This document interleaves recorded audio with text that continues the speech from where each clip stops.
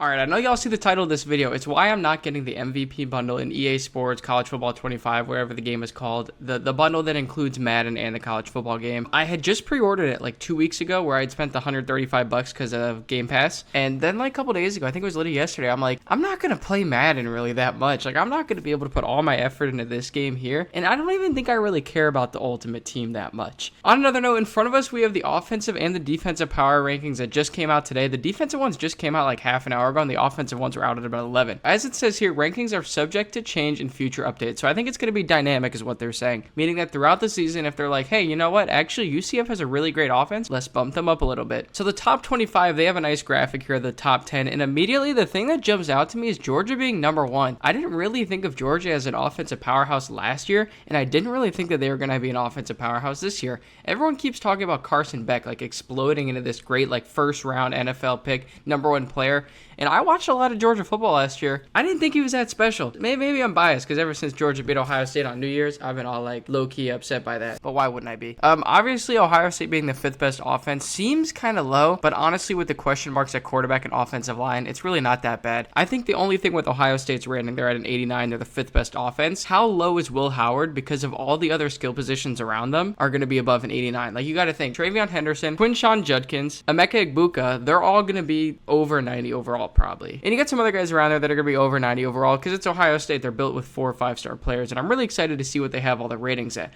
But that means that Will Howard's got to be pretty underrated. I mean, I know he wasn't that special at Kansas State last year, but 2 years ago he won the Big 12. Like, let's give the guy some respect. I just think the disrespectful part is people are like, oh, Ohio State, why are they not even a 90? Like, it's 1 overall. It's disrespectful putting them at the same tier as Miami and Colorado and in Missouri, which I know Missouri beat Ohio State last year, but it was like 14 points, guys. Like, Missouri had their best play. I mean, Luther Burden didn't play. Sorry. I guess maybe I'm just being a hater. Seeing these other teams like Colorado, who's in year 2 of the prime effect, Miami, who has been irrelevant for 20 years, being on the same tier as Ohio State, it feels like Ohio State should at least be in that Texas tier around 91 overall. That's the offenses. Not really much there. I mean, it's something to argue about for a couple days.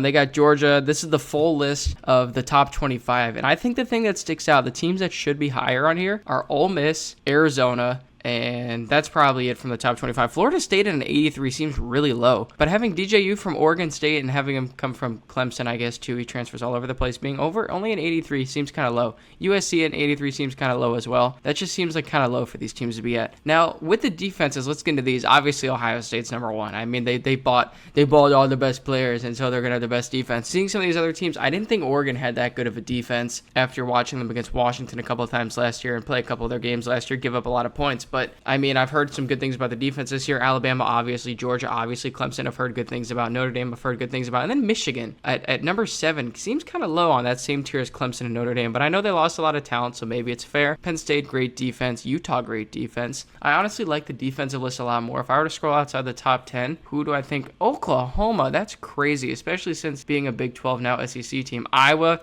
everyone's going to say Iowa needs to be higher. Virginia Tech, classic. USC, having a better defense than offense seems really strange to me. I mean, what do these ratings people know?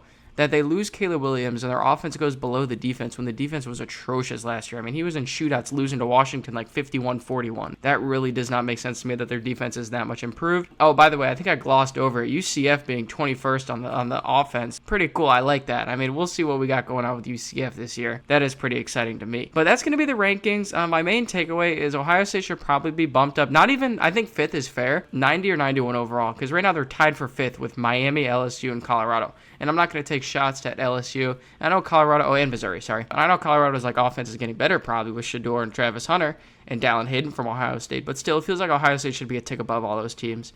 Defense, Ohio State rightly number 1, I believe. Georgia rightly number 2. That feels like a big gap, 96 to 94. How big is the gap between offense? Yeah, they have Georgia and Oregon tied. So this is like the biggest gap that we've seen so far, which is kind of cool. On to the last thing of the day, the MVP bundle. I have decided to return it. And as of this moment right now, which is June 27th, 2024, I have not bought EA's Sports College Football 25. And I was looking and I'm like, man, I don't really think I want Madden 25. My whole plan a year ago was to not buy Madden 24, which I didn't. I made a whole like short and video about it. I got hate on it saying, you're going to cave. Why do we care? And it was like one of my most viewed shorts. Pop off, King. You know. I don't know. I looked at what the rookie premieres were this year, and I didn't really think it was worth buying the entire game to try to get that head start in Ultimate Team. Because why even get the game 3 days early? I mean, it's going to be the same exact thing pretty much. You look at all the rewards you get for pre-ordering, and it's like 3 days early access. That's cool. But I can survive the itch because I'm going to be on vacation till the 11th, and I can work for a couple days and get it on the 18th. It's whatever. The Madden points, only cool if you play Ultimate Team. The college football points, only cool if you play Ultimate Team. Only cool if you play Ultimate Team. Alma Mater Ultimate Team. Cover Athlete Ultimate Team. Ultimate Team. Ultimate Team. The only thing here that is kind of cool is the Legendary XP boost, because I think that's also Ultimate Team. I actually don't know. Is that Superstar KO? I don't know. My point, if you can't tell, everything on here is Ultimate Team. It really, for me, it's like I don't think Ultimate Team is going to be a big deal for me. And so I'm not buying the deluxe edition of either of these games. I think I'm just going to get the standard college football one and then either wait for Madden to come on the store or buy it and then get rid of my Game Pass subscription, because I'm not going to be playing too many games. I got a full-time job now, you know? If I want to do some content creating on the side, I'm not going to be able to play as many games. My thought is I'll probably get the college football edition that's like 10% off right now because I do have EA Play. Probably we'll see what happens if I like Madden 25, because I will have the trial. I'll be able to play it for a little bit and then go from there. Probably cancel Game Pass, do all that stuff. I'm just really not interested in Madden's Ultimate Team this coming year.